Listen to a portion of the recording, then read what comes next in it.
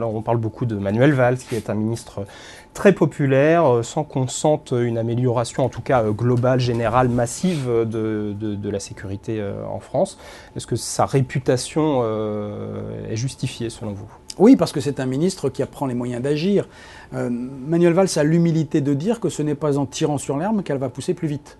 Et que la situation n'étant pas dégradée de la même façon à Quimper que dans certains quartiers compliqués, il a adapté ce que l'on appelle la doctrine d'emploi des forces de police. C'est-à-dire qu'on n'intervient pas de la même façon à Brest et puis à Bondy ou chez lui à Évry, par exemple. Bon.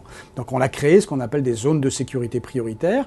Je ne regarde pas les chiffres sur le plan national, puisque ça c'est Winston Churchill qui nous a tout appris en matière de statistiques, puisqu'il disait « moi je ne crois aux statistiques que celles que j'ai trafiquées ». Donc du coup je ne jette pas des chiffres à la face. Vous pensez que les chiffres de la sécurité en France ne sont pas fiables? Je pense qu'ils ne sont pas fiables parce que d'abord, ce ne sont pas les chiffres de la sécurité, ce sont les chiffres de l'activité de la police et de la gendarmerie.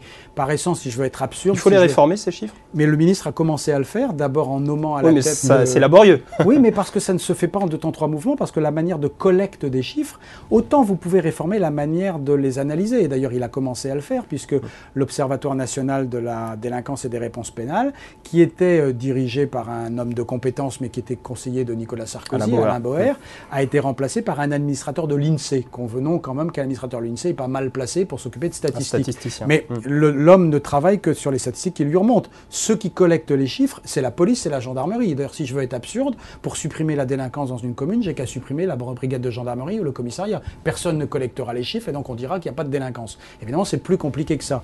Mais le ministre est en train de travailler, et d'ailleurs, il y a eu des propositions de la commission des lois. Nous avons fait un rapport par le député maire de Cachan, Jean-Yves Le Bouillonnec, sur la statistique pénale et la délinquance, justement, de façon à avoir des matrices d'analyse avec des items, c'est-à-dire des éléments de rassemblement qui soient différents que ceux que nous pratiquons aujourd'hui. Mais ce qui change beaucoup, c'est que localement, en lien entre le maire, le chef de police, que ce soit un commissaire ou un commandant de brigade de gendarmerie, et le procureur, on adapte la manière de lutter contre la délinquance. Parce qu'il ne faut jamais oublier que dans une démocratie, l'interpellation, c'est la police, mais la justice, c'est elle qui sanctionne. Donc il faut que tout ça soit vertueux.